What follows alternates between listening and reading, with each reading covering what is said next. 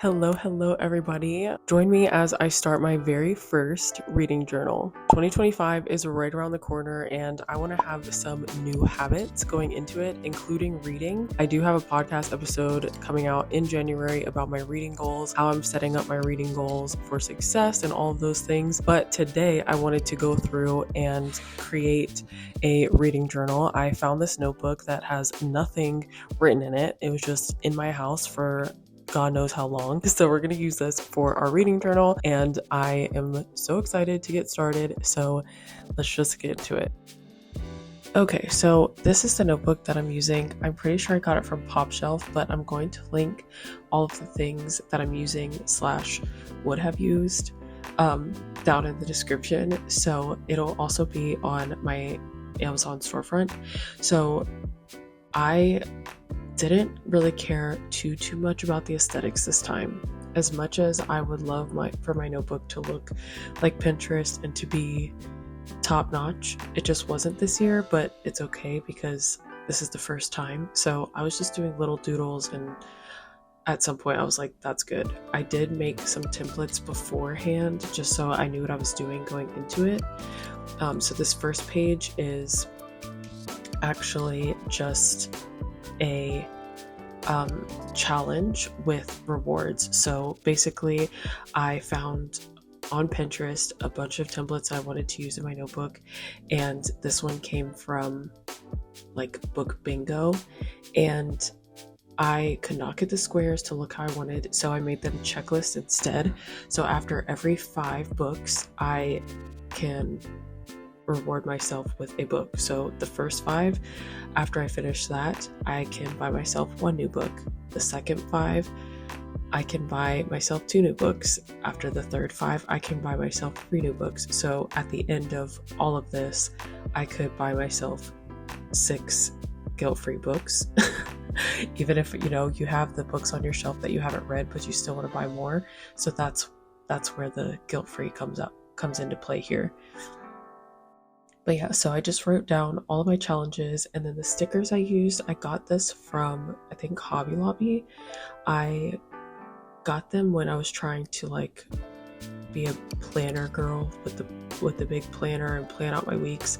I'm just not that way. I am really good at remembering things, and I use Notion a lot, so that's kind of just where I stopped. So I had a bunch of craft supplies and things that I did not use, that never gets used, that was collecting dust, that I was able to use here. So I was super excited about that, and I am excited to cut down on the amount of stationery I have that never gets used, including the washi tape. So this is what my first page looks like. Not super Pinterest worthy, but Pinterest worthy enough. My second 2 pages was a reading tracker. I'll go into more detail about how I'm setting up my reading goals and everything in my podcast on January 6th. For Books and Blankets, I'm going to go into detail about how I'm setting it up for success. And so this may not look like I'm reading a whole lot next year, but the details are coming.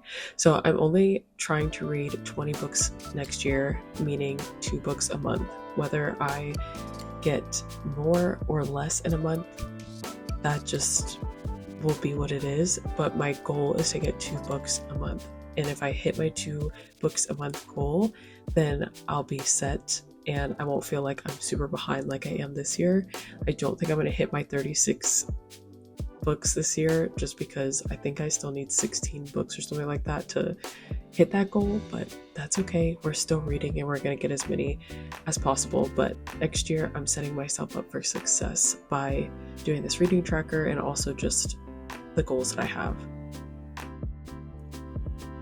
I also found these at Hobby Lobby a long time ago. I think I was going to make a bookmark out of them and never did. So I was like, let me just add these to my page to make it, look cute. So my 4th page, this one I'm super excited about because this is a book rewards. So after reading all of my books next year, I'm going to give them an award for the best romance, what's the funniest, what was the most shocking, all of those. And I we'll have to like print out some book covers. I saw that on Pinterest as well. People were printing out like cute little book covers, and so I made space for that. So it looks empty now, but by the end of next year, all of this will be filled in. And again, I'm using the stickers from Hobby Lobby, which was super nice to have because I could not get what I wanted on the bottom. So that was really nice that I was able to just use the stickers to elevate it. So that's the book awards page. Super fast, super easy. The next page is kind of along the lines of a book award. This one is just kind of narrowing down what my favorite book of the year is. So I have 12 slots, and then I will narrow down from in between two books which ones I liked better, and then out of those 6 I'll pick my top 3, and then out of those 3 I'll pick my top 1, which will go on the next page.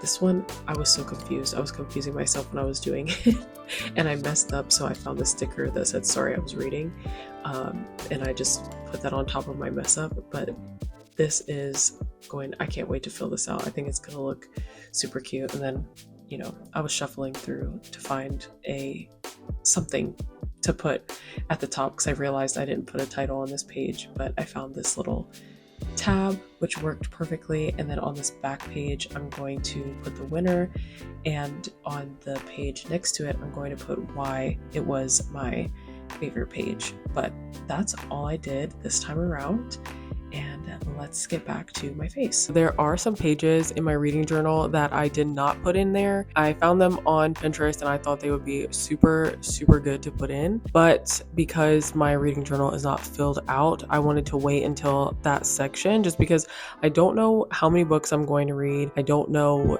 like how many pages it's going to take up, and so I just wanted to wait. So a couple of example pages that I'll be putting in there are wrap-ups. So every month I will wrap it up by saying how many audiobooks I've listened to, how many physical books I read, how many books I read on my Kindle, how many pages in total that was. And then I also want to do a yearly wrap-up, so it would be like how many books in total I read, how many audiobooks, how many Kindle books, you know, the whole 9. And then I also wanted to do pages for just my books. So like, here's my review on this one specific book, here's my thoughts about it and everything, and basically just kind of have it written out. I've always loved journaling, and digital journaling is not my favorite. Being able to do my book journaling also just like on paper is going to be really nice. So I'm excited to show you guys the whole thing at the end of next year and do a little flip through, and we can go through my reading goals and everything. Thank you guys so much for watching. Remember to subscribe to this channel and also like this video, because it tells me that you like this type of content, and it tells YouTube that you like this type of content, or if I should just move on. So make sure you do that, and until next time, stay cozy.